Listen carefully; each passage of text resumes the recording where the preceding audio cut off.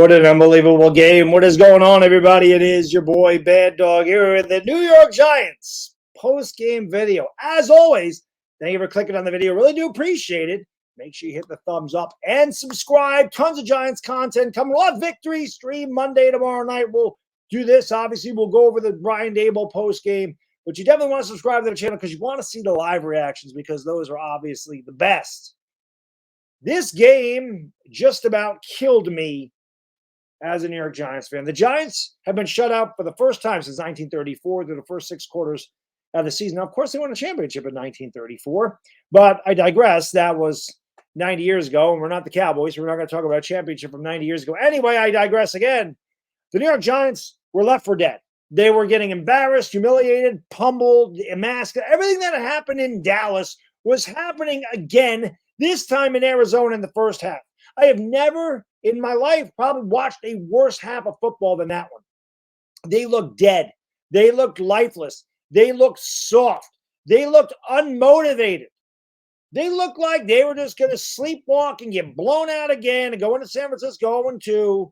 And the season was looking over. People in the chat talking about Caleb, of course, all the Daniel Jones hate. And I said, listen, man, I'm not sitting here and arguing with anybody because everybody on this team for the first 6 quarters of the season deserved every bit of criticism that they received. Every last bit of it. In that second half, man, Brian Daboll took over the play calling. And when Daboll took over the play calling, well, things began to change at that point. They come out of the half. They come out of the locker room. The first play is a gigantic bomb to Jalen Hyatt. Maybe that sparked the offense. I don't know. But it was nice to see an explosion. All of a sudden, the Giants offense found a little footing. They got that touchdown. Got them going. Then the defense immediately gives up a touchdown and Arizona scores 2. And you're like, well, there goes that momentum. It's now 28-7 halfway through the third quarter. Everything I had so many tweets during this game. You want to follow me on Twitter? It's I think it's at Mr. Baddog 7676 on Twitter. Links down there anyway. You can follow me down there. I don't know what it is. I'm Baddog Sports on Twitter, but I don't know what my ad is. But it's down there. You follow me on Instagram too. That'd be great. But I'm tweeting all game, and my roller coaster emotions again. We're flatlined for about 28 minutes, 30 minutes of that game, and all of a sudden you get a little blip, and then you kind of flatline again. Then the blips start to get going. The Giants started to show life all of a sudden. This one thing I tweeted out was, where the hell was the fight? Where the hell was the fight? Because last year we saw this team get down and they fought back. They fought back. They got kicked around. They got knocked around, and they fought back. And against Dallas, they had no fight. And in that first half, they had no fight. That second half was completely different. I really thought this game was going to kill me. I watched last week in disbelief as the Giants got their doors blown off. I watched this game in disbelief, watching one of the greatest comebacks I've ever seen. The Giants didn't score for 6 straight quarters to open the season. They put up 31 in the second half of this game. Daniel Jones, you can say whatever you want about Daniel Jones. He was amazing in that second half. Amazing. Okay, Daniel Jones ended up with over 380 yards of offense. He had 3 total touchdowns. He threw 1 interception that went off of Barkley's hands. He was phenomenal. Threading the needle, confident throws. Big shout out to the offensive line. Guys like Azudu and McKeithen played very well. Very well. Outside of a couple of bad penalties by Evan Neal inside the red zone, he played well.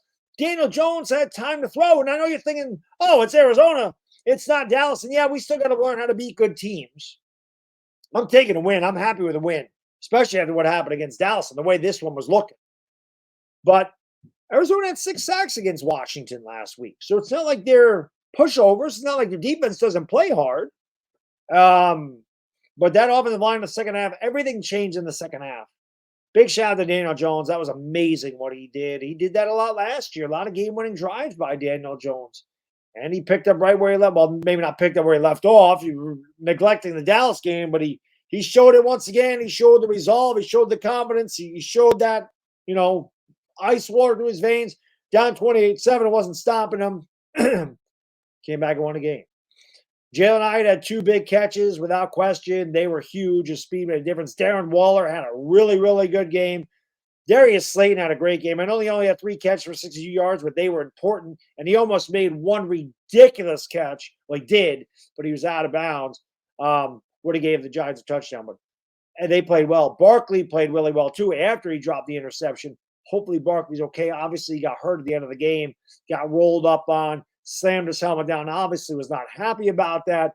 They seemed to be walking around the sideline at the end there, limping around. He probably will not be ready for San Francisco. We play on Thursday. I can't imagine he'll be ready for San Fran, which obviously is a big blow to the Giants. But just an incredible performance by the offense. And Giants fans, I'm not saying we expect 31 points in a half.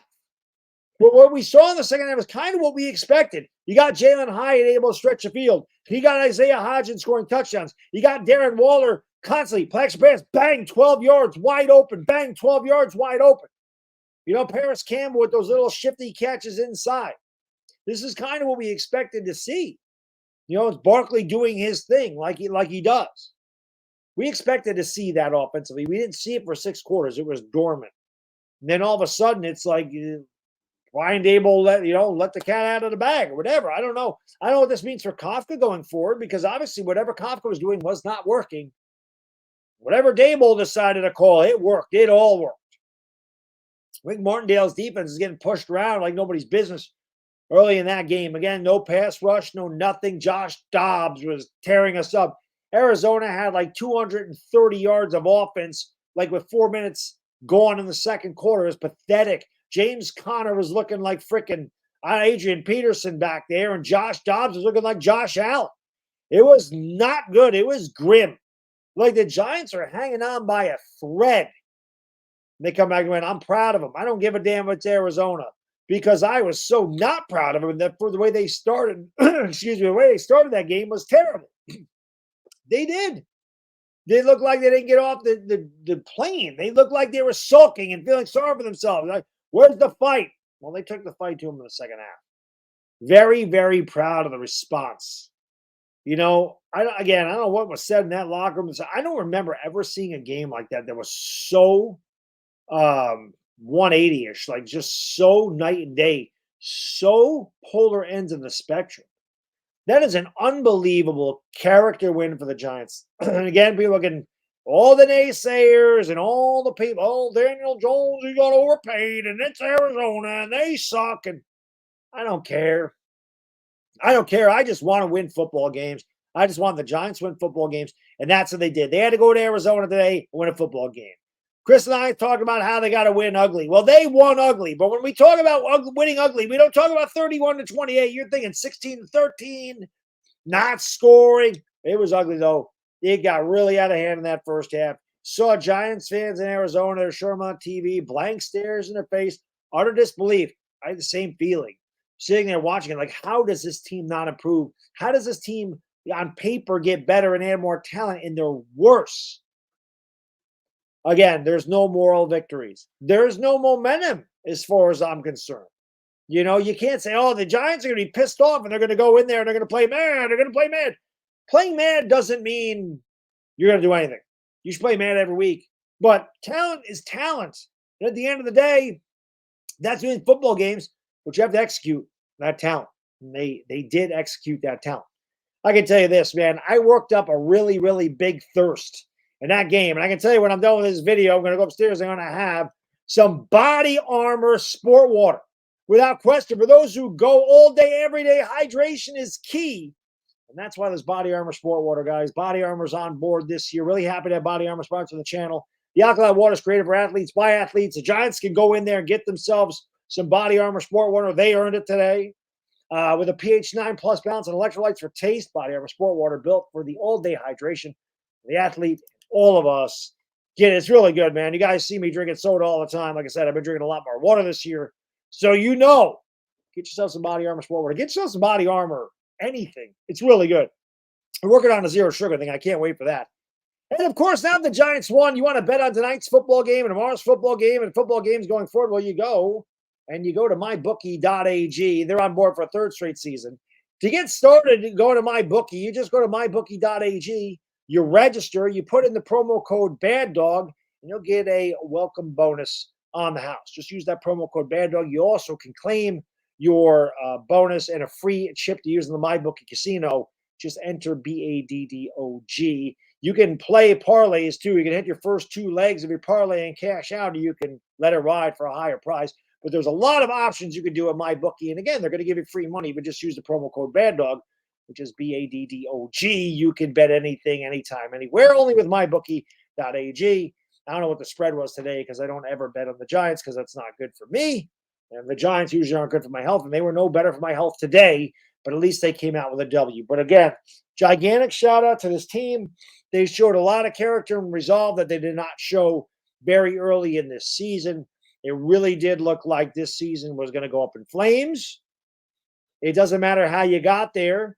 Going into San Francisco, we're 1-1. A lot of people probably thought we would be 1-1, maybe not in the fashion that we are 1-1. But Bill Parcells said it best. You are what your record says you are.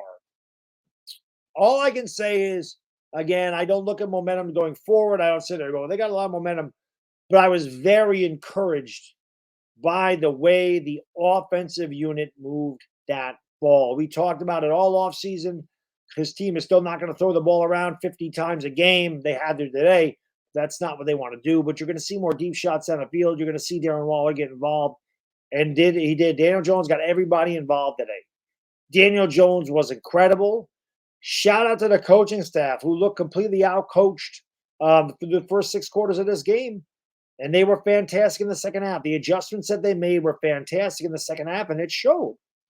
So big shout out to, Wink Martindale. The Giants started to get a little bit of pressure. We started to dial up the pressure with the blitzes. The Giants played way better. Second half of the season, again, I still don't know what the Giants are. I don't think they're that team that we saw in the second half. They're certainly not the team we saw in the first 6 quarters. It's early in the season. They're somewhere in between. We got blown out by a really good team. We struggled and we're getting blown out by what people would say is a really bad team, came back and win.